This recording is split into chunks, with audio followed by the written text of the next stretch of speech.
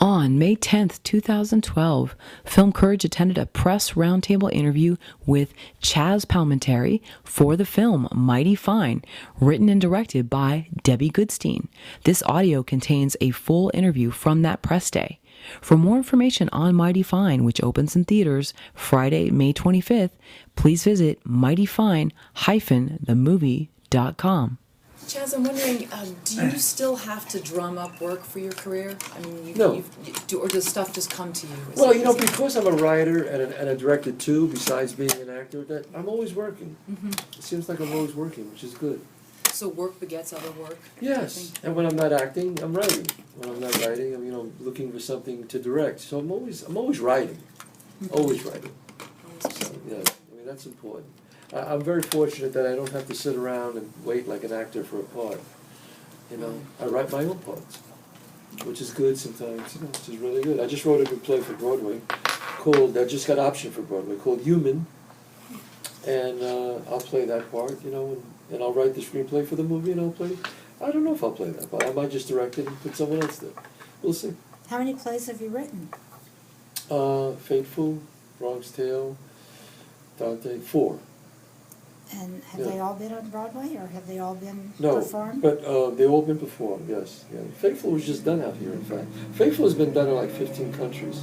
Bronx Tale I just did Bronx Tale in Vegas, the one-man show. It's being done in Paris. Someone's doing it there. Someone else is playing you. Yes. Oh, okay. That was the first time I let somebody do that. But there was I forgot his name, Francois, a very famous French actor. He kept calling me, please, I want to do it. And I said, he's doing it in another language, so go ahead. Devier? Francois Devier? I think that's his last name, yes. I think that might be his last name. Yeah. He's doing it in Paris now, till June.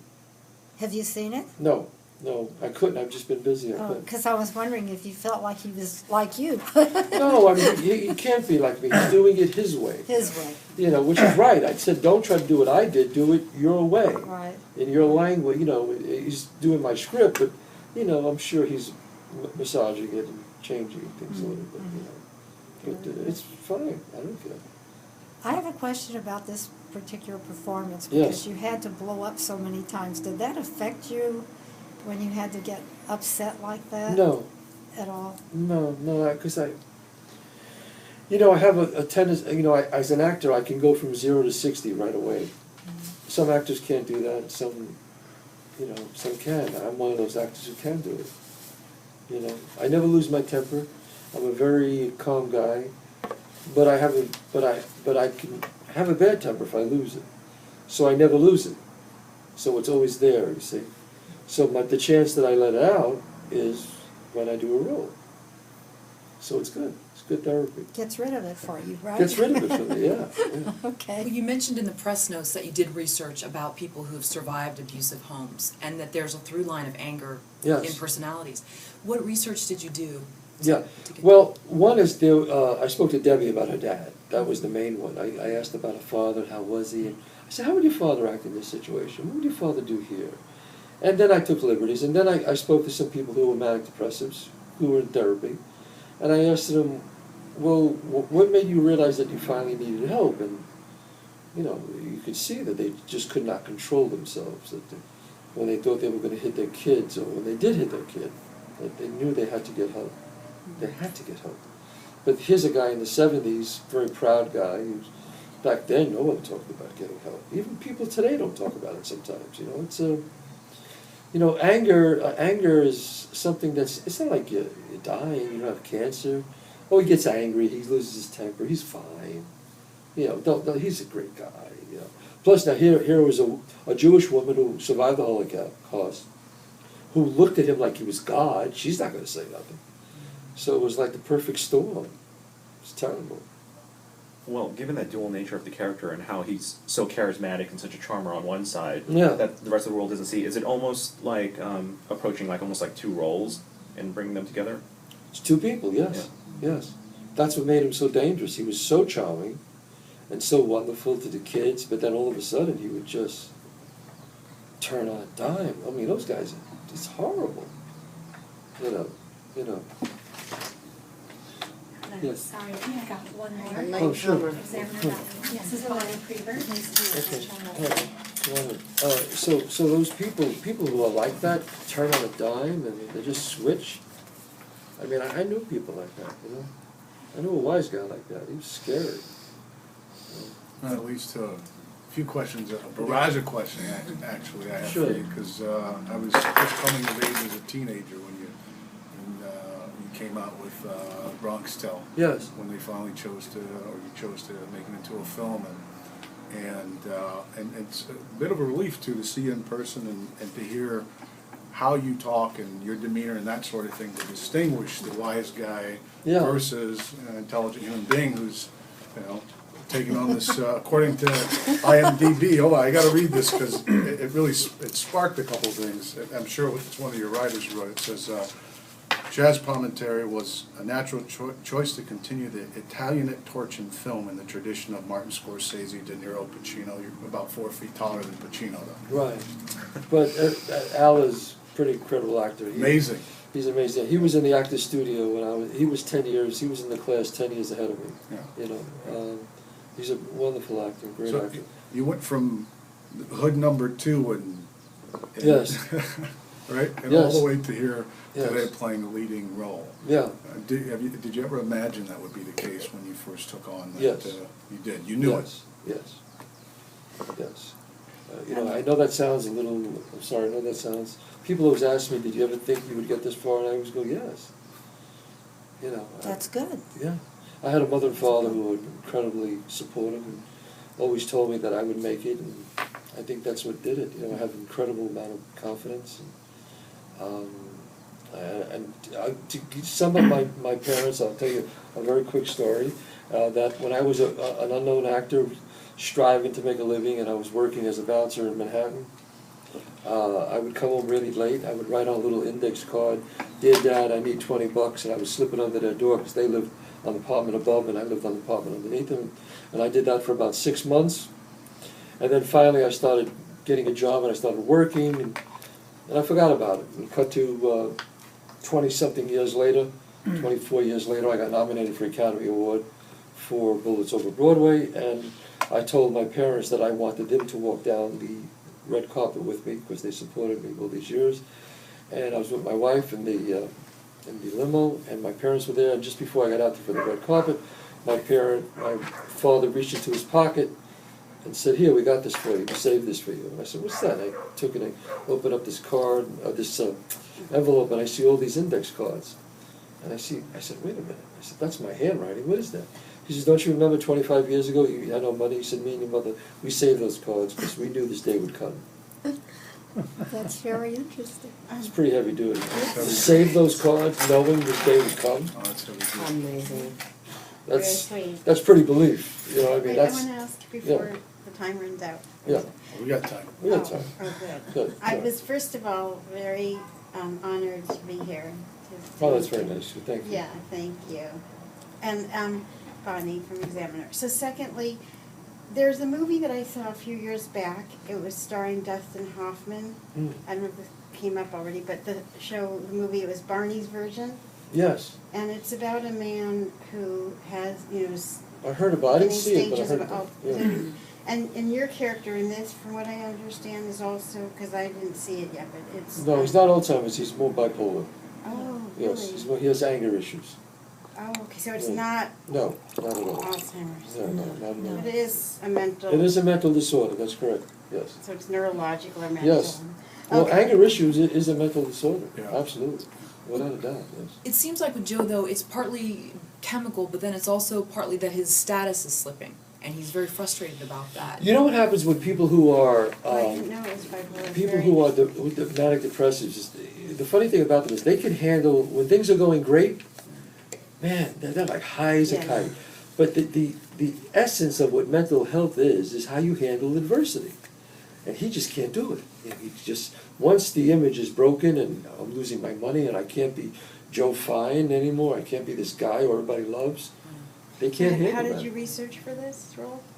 Well, I spoke to the director who was based on a dad, and I met people who were manic depressives, and I spoke to a psychiatrist, who told me about manic depressives. I was in therapy myself, so that helped me, I was never manic depressive. In fact, I went into therapy because I knew I was going to be famous soon, so I thought I'd get ahead of it. My shrink thought he said, you're coming here? And I said, yeah, Doc, I'm going to bust out any day now.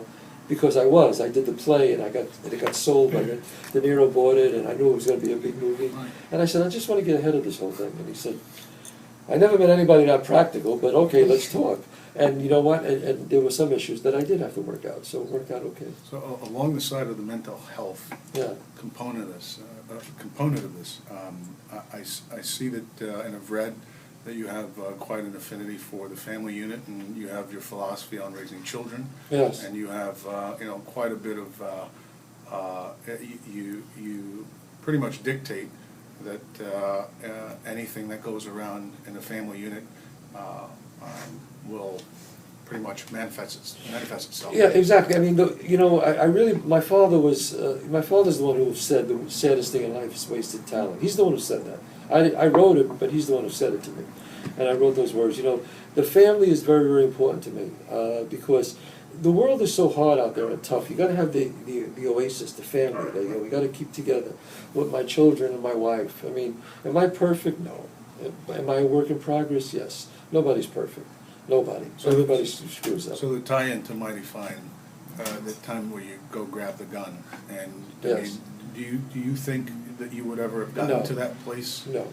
Really? No. Some of us can identify with possibly I going could to that understand place. it, Like but I know in myself, in my heart, could I make it real on the screen? Yes. But in my heart, I would never do that. That spoke volumes. I couldn't do that because any memory that you do or anything that you say is your child's memory for life. You can't take it back like, I didn't mean that, I'm sorry. So I always tell people that when I give a lecture on something, I always talk about being a parent, that anything you say, anything you do, is that child's memory for life. Look, I was sitting on a stoop. I was 10 years old. And this man killed a man from where you are, right in front of me. And I just was like, and then he kind of turned to me and looked at me, and I could tell he felt bad, and he walked away, and then my dad grabbed me by my arm and dragged me upstairs. So that was my early memory of what anger could do. I thought they were fighting over a parking space. I didn't.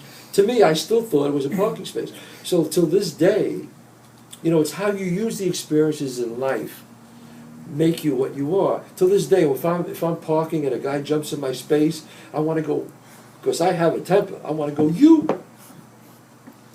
I've done it. And I just say, it's cool, man. I pull out. I let it go.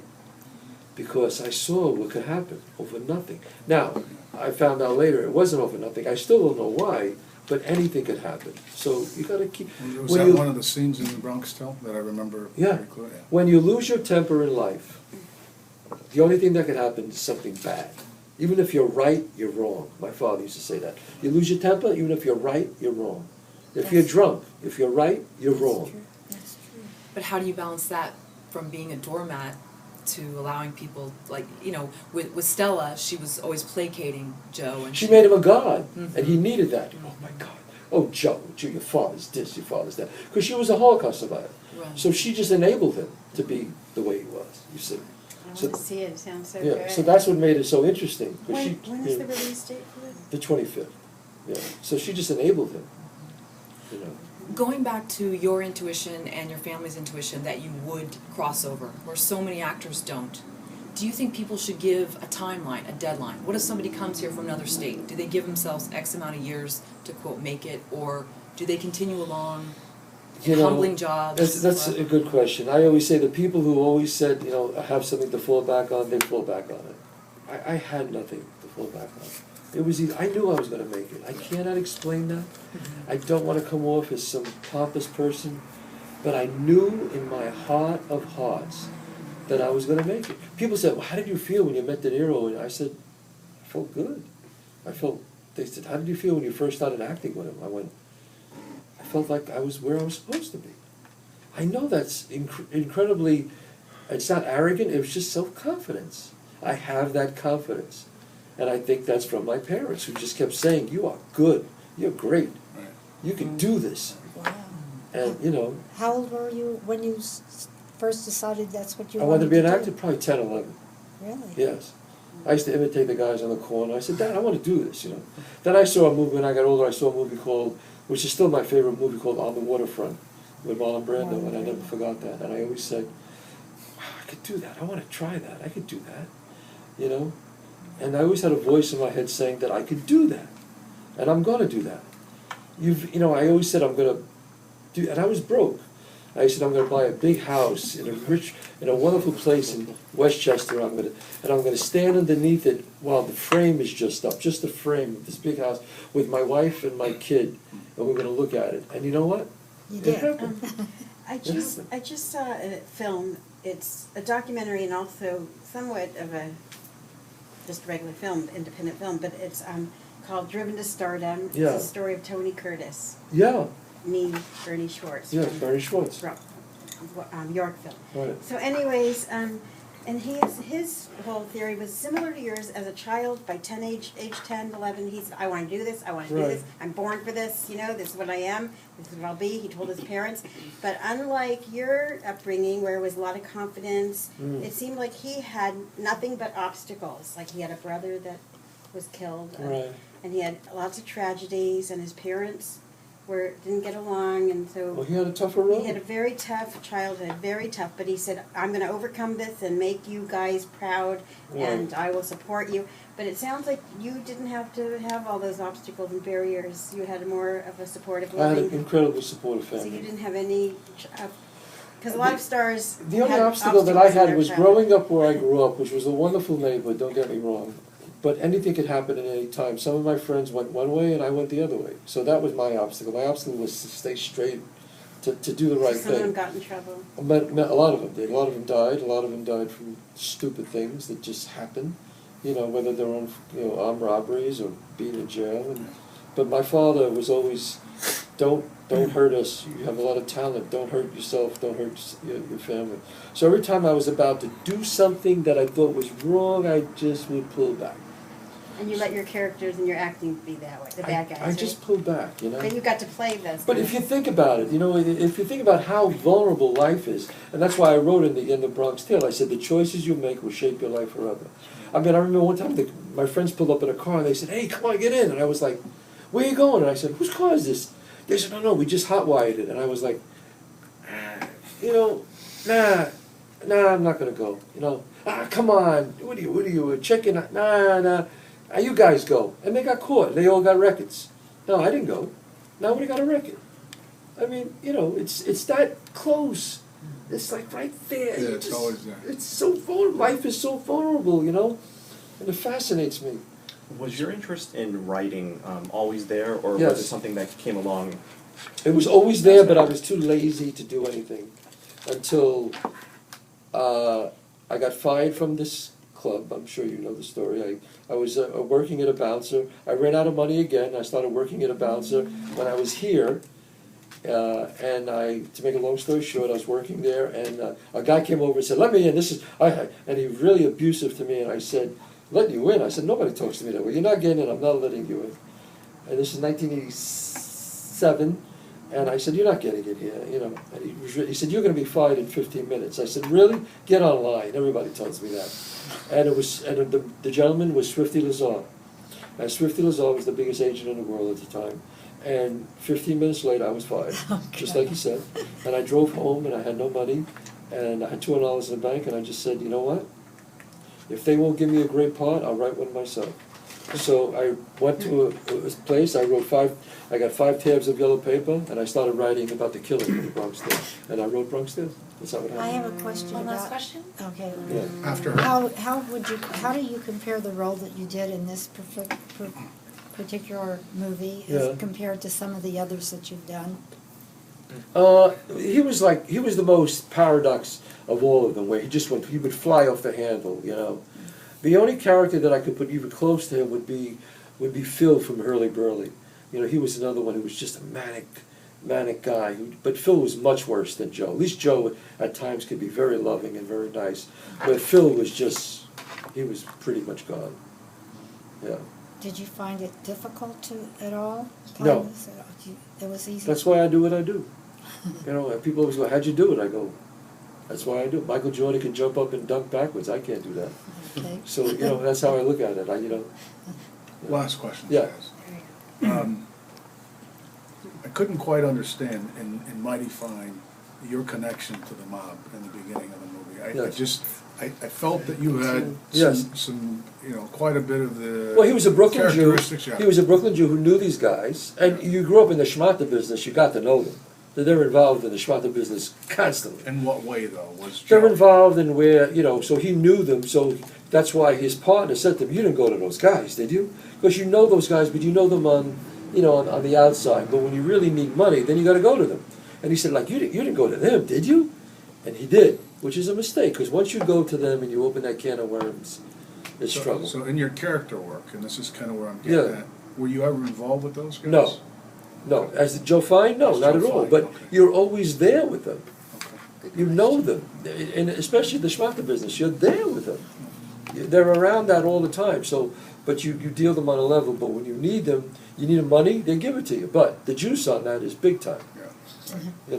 It's a mistake. You get involved. I've never been arrested. People look at me, they go, "Wow, were you in the mob?" I go, "No, I've never been arrested. Never been in the mob. I grew up with them, but I always stayed away, even until today."